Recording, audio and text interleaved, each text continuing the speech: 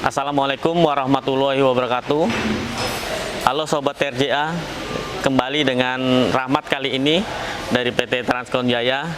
Pada kesempatan kali ini saya akan memberikan tentang perawatan berkala atau periodical maintenance, yang mana periodical maintenance itu ya suatu pengecekan kendaraan ya, atau performa mesin ya secara berkala. Ya, item-item apa saja sih yang harus kita lakukan? Untuk itu, mari kita bahas.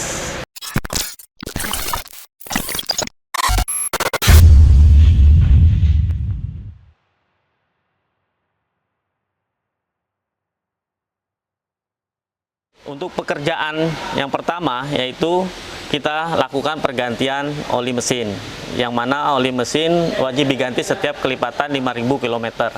Yang mana pergantian itu untuk menjaga daripada performa mekanikal yang ada di mesin itu sendiri. Kemudian kita juga melakukan pembersihan pada filter udara, ya, lakukan penyemprotan. Kemudian kita juga pengecekan kondisi minyak rem, ya, layak atau tidak, termasuk minyak kopling.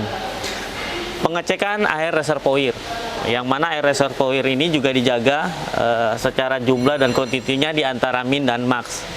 Ya, kemudian kita gunakan alat pengecek kebocoran pada radiator atau radiator cap tester untuk memastikan mesin tidak mengalami kebocoran pada sistem pendinginan.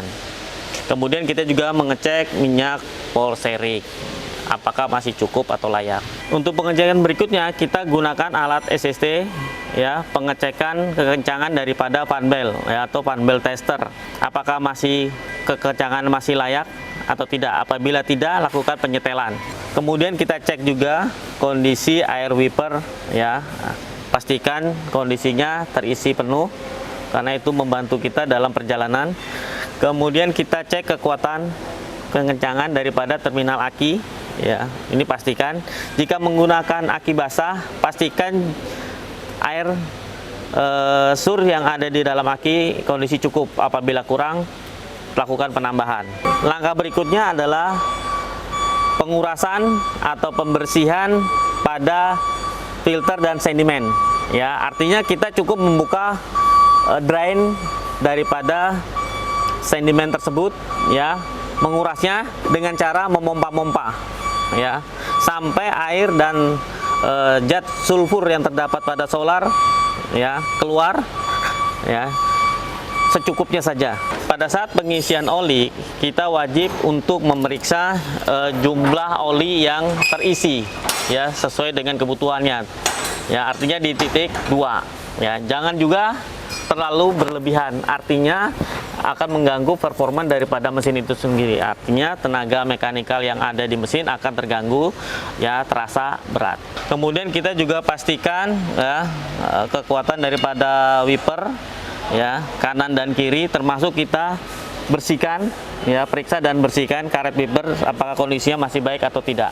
Untuk pengecekan undercarriage berikutnya, ya, mobil wajib dinaikkan ke lift, ya, untuk pengecekan baut-baut. Nah, item apa saja sih yang di bagian kaki-kaki yang perlu dilakukan pengecangan dan pengecekan tersebut? Ya, dimulai dari bagian depan, ya, kayak baut-baut yang ada di ball joint, kemudian ada di penggerak lainnya, ya, kemudian ada di tirut, kemudian bagian-bagian rack end-nya, ya, kemudian ke bagian baut propeller, termasuk juga baut-baut yang ada di bodi. Kenapa perlu dicek? Ya, karena kendaraan itu berjalan dengan jarak tempuh 5.000, itu sudah mengalami perubahan-perubahan dari struktur jalan tersebut. Kemungkinan akan mengalami kurang maksimalnya pengikatan.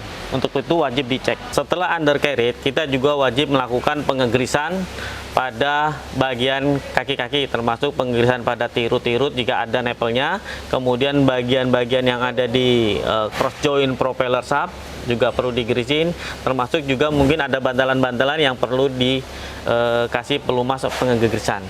Setelah itu kita bersihkan juga karet wiper belakang, pastikan kekuatannya masih normal, tidak mengalami kendoran. Kemudian kita juga periksa ini lampu-lampu, pastikan lampu mundur menyala, lampu kota, lampu rem, termasuk juga lampu hazardnya, ya. Untuk apa? Untuk menjaga fungsi saat berjalan tidak mengalami gangguan pada sistem penerangan atau sistem lampu-lampu tersebut. Setelah pekerjaan pergantian oli telah selesai, pengecekan ruang mesin sudah selesai, kemudian pengecekan lampu-lampu bagian luar juga sudah selesai, kita masuk ke bagian panel cek, yang mana bagian panel cek itu kita memastikan kondisi mulai dari suara mesin, ya, apakah ada ketidaknormalan atau tetap kondisi prima, ya. Kemudian kita juga pastikan panel-panel yang ada di meter fungsi dengan normal, tidak ada mengalami gangguan. Kemudian fungsi dari lampu-lampu yang kita gunakan, lampu kota, ya, lampu jauh, lampu dekat, kemudian lampu hazard, termasuk lampu sen kanan dan sen kiri. Kemudian kita pastikan juga rem tangan, jumlah kliknya apa masih normal atau tidak. Apabila tidak mengalami perubahan, kita lakukan penyetelan. Kemudian pastikan juga tuas steering bekerja dengan normal.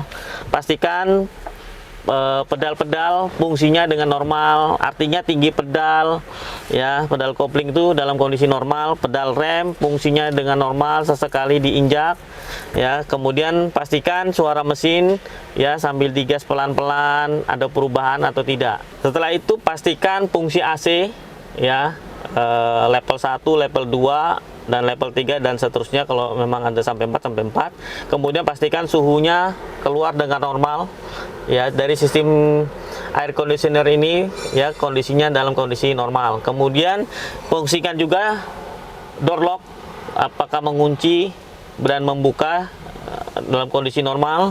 Pastikan juga power window depan, kanan, depan, kiri, belakang, kanan, belakang, kiri, ya, itu kita pastikan. Setelah itu untuk menggerakkan kendaraan atau istilahnya test route atau tes jalan, kita pastikan fungsi rem ini dalam kondisi normal. Untuk kali ini kita masuk ke perawatan 10.000 km. Apa aja item pekerjaannya?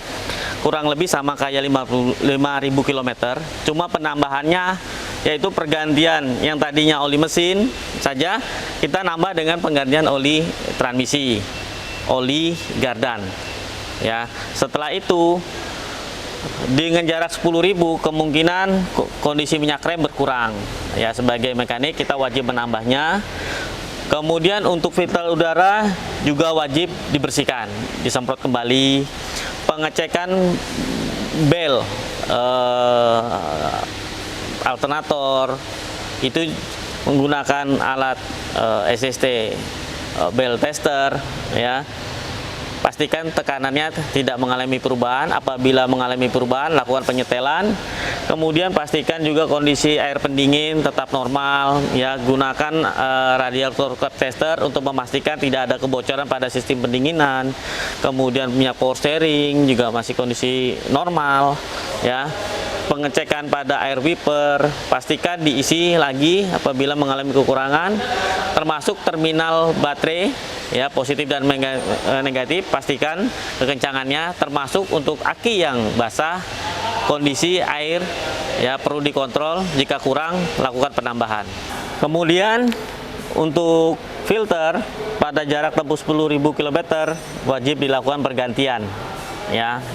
Kenapa diganti? Ya, alasannya dengan jarak tempuh 10.000 itulah bahwa filter ini sudah mengalami penyaringan dari kondisi bahan bakar, terutama solar, itu mengalami banyak endapan atau kotoran yang tersaring, sehingga wajib dilakukan pergantian. Dan termasuk juga lakukan pembersihan pada sedimen jika ada tambahan sedimennya.